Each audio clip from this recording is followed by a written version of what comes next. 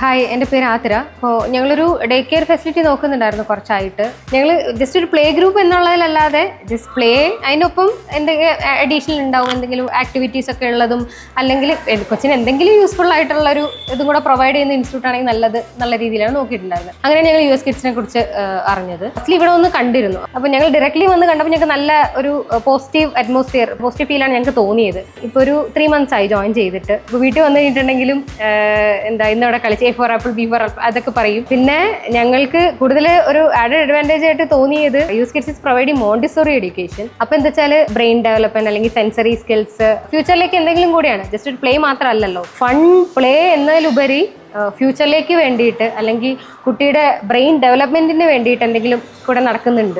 പിന്നെ ഞാൻ വേറെ എവിടെയും കാണാത്തൊരു ഫെസിലിറ്റി കൂടി ഇവിടെ ഉണ്ട്. ഏജ് ഗ്രൂപ്പ് അനുസരിച്ചാണ് ഫെസിലിറ്റീസ് കാറ്റഗറൈസ് ചെയ്തേക്കുന്നത്.